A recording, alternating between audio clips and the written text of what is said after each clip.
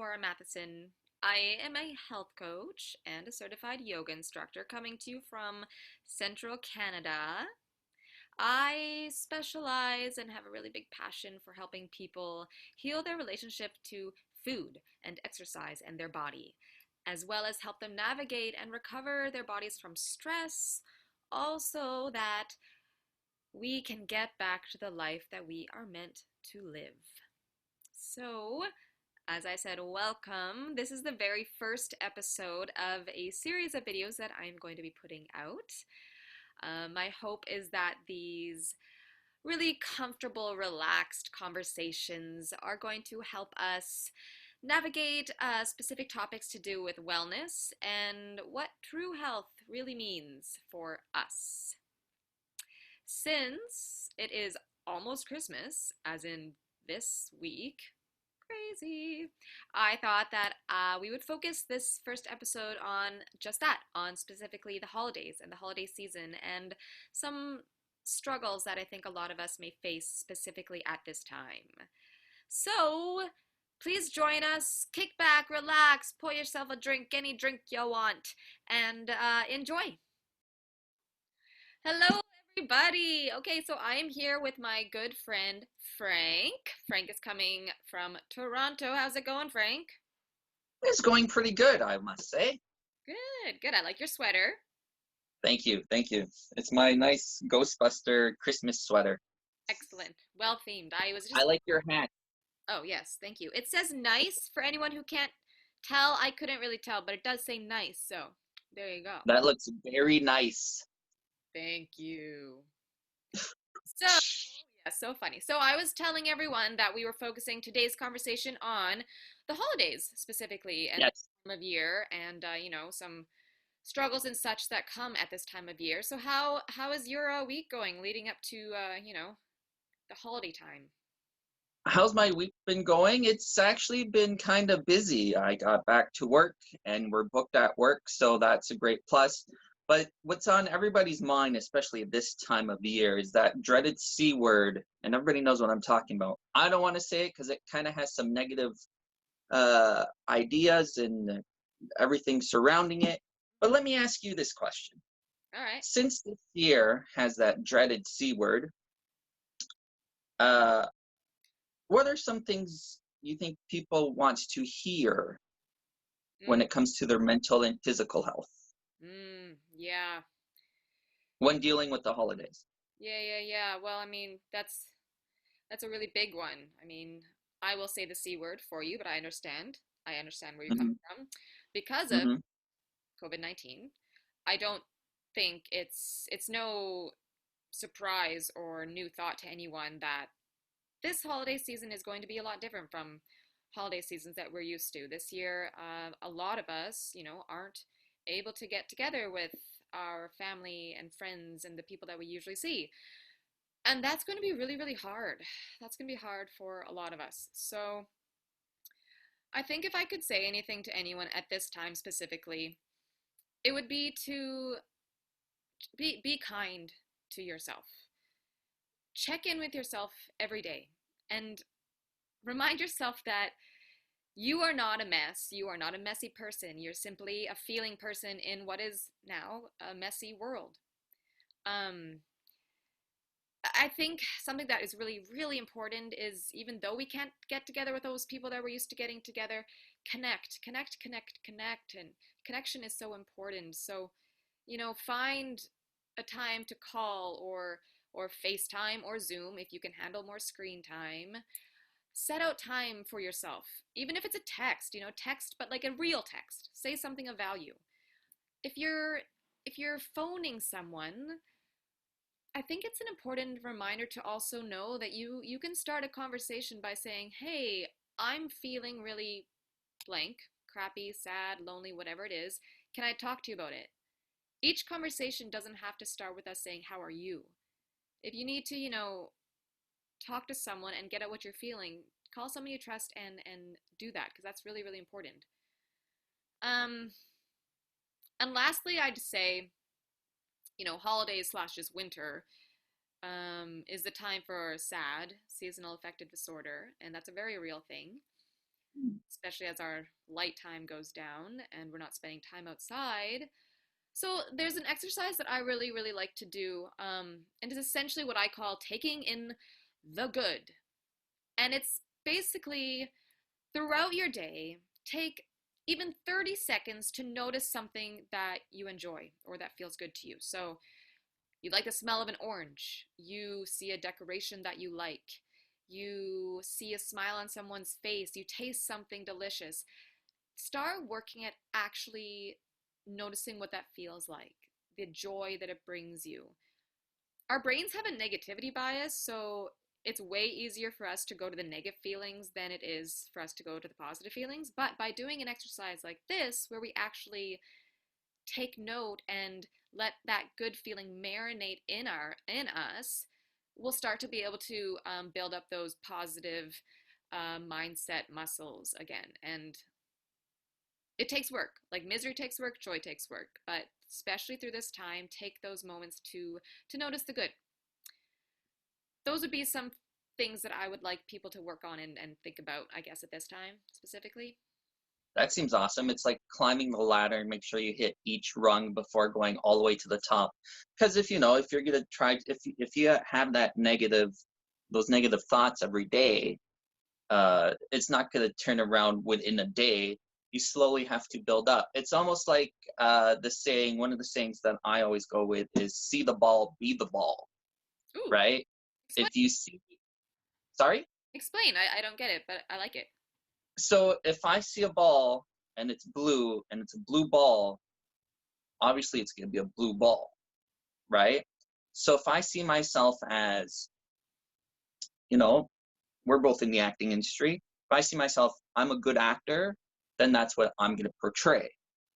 Regardless if I don't believe it at first, eventually it's almost like a mantra. The more I see it, that I'm a good actor, repeating it, maybe not every 2 seconds like some people do, Right. but repeating it, yeah, repeating it on a daily basis, eventually I'm going to be that good actor. So eventually I'm going to be the ball, Yeah, right? I love Uh, what, what you mentioned, you already mentioned some health habits. Are there any more health habits that people should be not going through, but that you can advise or they want to hear for this time of year? Yeah, yeah, yeah. Well, I mean, logistically and tangible things.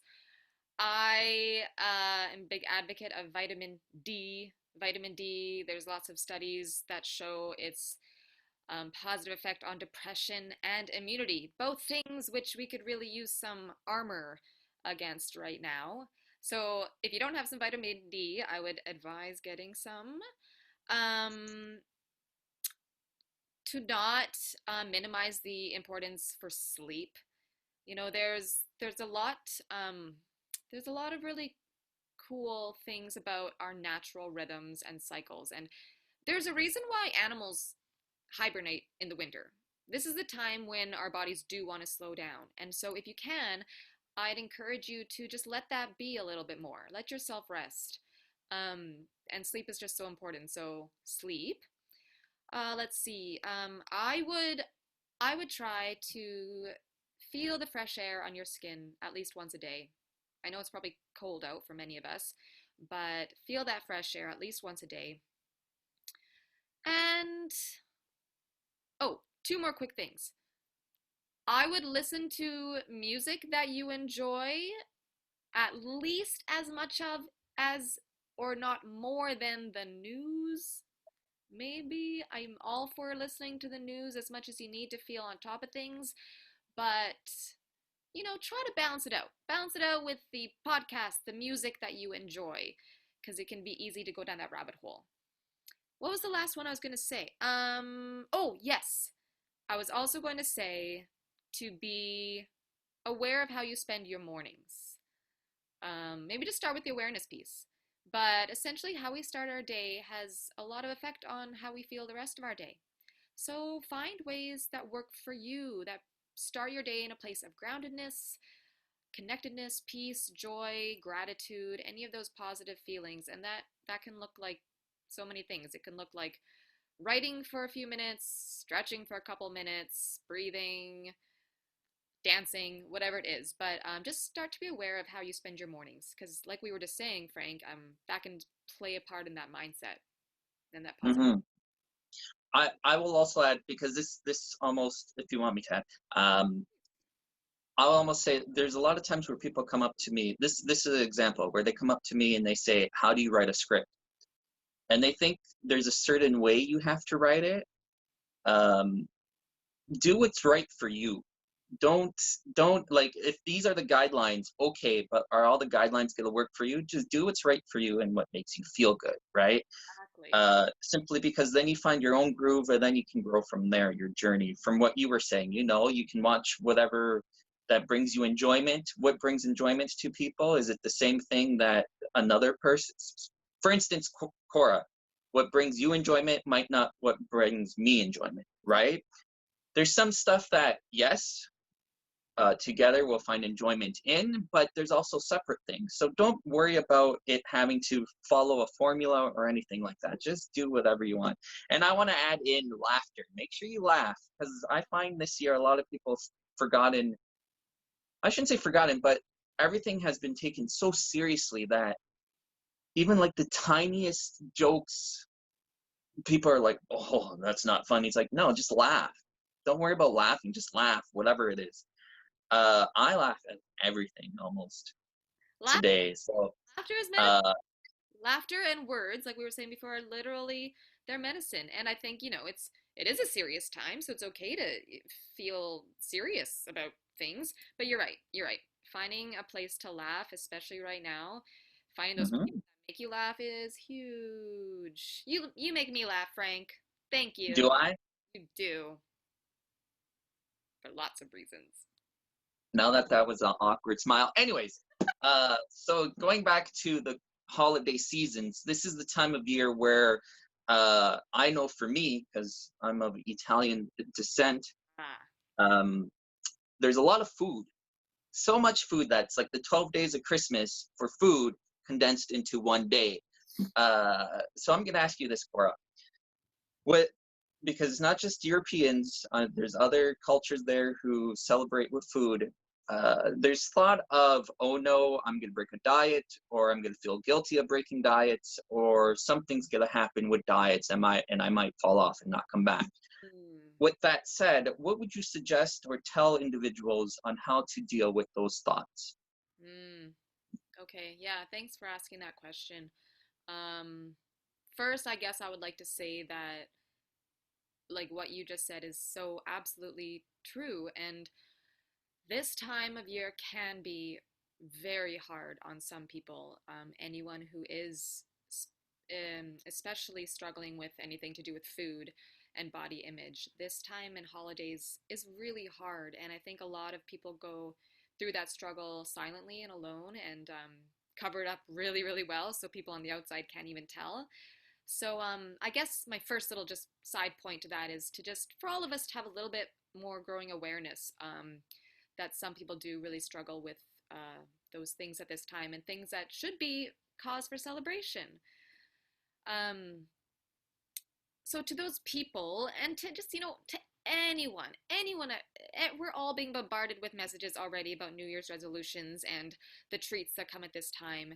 So first, I'd like to remind everyone that diet culture is a well-oiled machine that is created and primed to elicit feelings of guilt and shame and fear and worry. So knowing that can hopefully help us to step apart from it and say, okay, no, that's what that is.